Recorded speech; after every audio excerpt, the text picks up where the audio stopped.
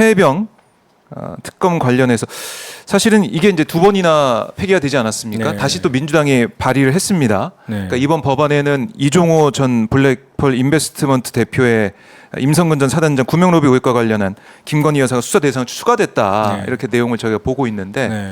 뭐 당연한 수순이죠. 그럼요. 아니, 밝혀야 되는 새로운 부분이죠. 사실이 밝혀졌으니까. 그러니까 지금 저희가 그 세 가지의 의혹에 대해서 지금 하고 있잖아요. 지금 이거 권익위권에 대한 지금 저것도 확인도 해야 될 거고, 네. 최혜병 건도 지금 계속 있는 거고, 또 하나는 백혜룡 경정 건도 하나 또 추가됐잖아요.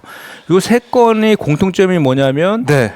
뭔가 그 본인이 공직자로서 역할을 하려는 사람들은 그 나의 임무. 보이지 않는 모에 의해서 그냥 갑자기 자천당하고 거기에 이제 우리가 예상하고 있는 우리가 의혹의 발원지라고 하는 대통령실 그쪽에 말을 들은 사람들은 승전하고 네. 승진하고 이런 게 반복되고 있는데 그 중심 그 세 가지 사건의 공이 김건희 여사의 그림자가 다 드리워져 있다는 거잖아요. 그죠? 그러니까 김건희 여사 관련된 수사는 할 수밖에 없는 상황이 된 거죠, 지금. 아 그래요. 그냥 말씀 들어보니까 정말 네. 세 사건이 다 연결되죠. 예. 글쎄요, 이 구조가 비슷하다고 해야 되나요? 예.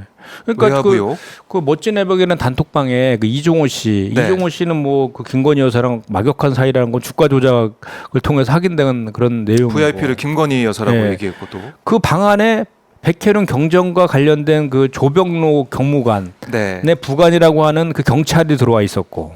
거기서 그 승진과 관련된 또 그런 얘기들도 주고받은 내용이 네. 있잖아요. 거기에도 김건희 여사의 그 그림자가 좀 비춰지는 것 같고. 그다음에 이번에 그 권익위는 아주 김건희 여사 관련된 그 명품백 수수 관련된 거니까 완전히 뭐 직결되는 거 아니겠습니까? 이 사건이 전부 다 연관돼 있잖아요. 그러니까 김건희 특검법 할 수밖에 없는 거죠.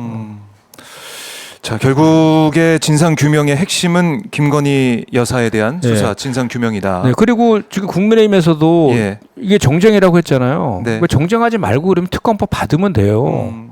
그럼 되잖아요. 정치권에서 싸울 게 아니라 그냥 수사기관에서 특검에서 하나하나 따져보자. 그렇죠. 객관적으로 살펴보자. 예. 그게 정말 우리 국민들의 궁금증을 풀어주는, 답답함을 풀어주는 그런 사안이 될 것이다라고 말씀하셨는데, 한동훈 대표는 제3자 추천안 이 얘기를 전당대회 때 했잖아요. 근데 지금 뭐 대표가 된 지 이제 한 달이 다 돼가는데 얘기가 없어요. 이거는 또 어떻게 보십니까? 그러니까 제가 항상 하는 얘기지만 한동훈 대표는 그 유체 이탈, 동문서답, 내로남불 이거에 완전히 그 최적화되어 있는 분 같아요. 그래요. 그러니까 본인이 그렇게 그거 가지고 당대표 선거 때 기묘하게 써먹었으면 책임을 져야죠. 정치는 말로 한다고 그러잖아요. 그 말에 대한 책임을 져야 되는 자리예요. 그것도 여당의 대표잖아요. 그렇죠. 당연히 내야죠. 그거 왜 안 냅니까? 아니 발의하려면 10명 의원의 동의가 필요한데 10명이 없어서 그런 거. 아유, 그건 핑계죠. 무슨 말씀, 말도 안 되는 얘기죠. 친한계 의원만 해도 10명은 넘을 텐데. 안 되나 봐요. 안 되나 봐요. 아니 그 사람 논리대로라면 뭐 핑계거리라도 되려면. 그러니까 이게 국민들이 볼 때 국민 눈높이를 강조하다 한동훈 대표가 왜 대표된 다음에 별 얘기가 없을까라는 궁금증을 가지고 있는 건데, 글쎄요, 한동훈 대표가 말로만 끝나지 이것도 한번 지켜보도록 하고. 어제 이제 JTBC 단독 보도로 된 내용이 있습니다. 공수처가 윤 대통령 개인 휴대전화의 통신 내역을 확보해서 분석 중인 걸로 확인됐다라고 전해졌는데, 현직 대통령의 통신 내역 확보해서 수사하는 거 이번이 뭐 처음이겠죠. 왜냐하면은 비화폰을 안 쓰고 개인 휴대전화에 써서 거기에 대해서 내역이 확보돼서 수사한다. 이런 상황인데 어떻게 보셨습니까? 그러니까 이게 그만큼 법원에서도 그 필요성을 인정한 거죠. 세 차례는 기각했었다 그러더라고요. 이게 맞습니다. 청구에 대해서. 근데 그거를 보완해 가지고 내용을 또 풍부하게 만들어 갖고 이제 논리나 이런 것들을 보완했기 때문에 이제 법원에서 승인이 난 거잖아요. 그러니까 그만큼 필요성이 있는 거니까 그거는 보면 뭐 통화의 그 구체적인 내용은 나오지 않더라도 언제 누구랑 통화했는지 나오는 거니까. 그렇죠. 무슨 얘기를 하는지 모르지만 그동안 우리가 하나하나 갖고 했던 것들이 이제 다 퍼즐이 맞춰지겠죠.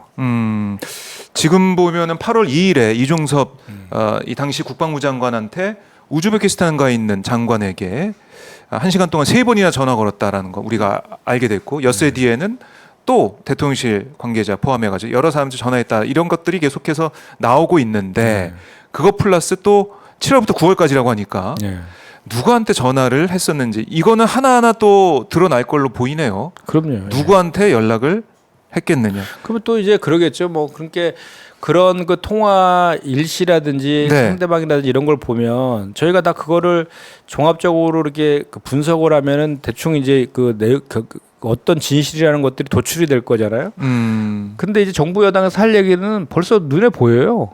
그래요? 뭐라고 할 것 같습니까? 통화도 못 하냐 그러겠죠. 통화도 못 못하냐. 하냐. 뭐 딴 얘기 국정을 논의했다 뭐 이런 얘기 하겠죠.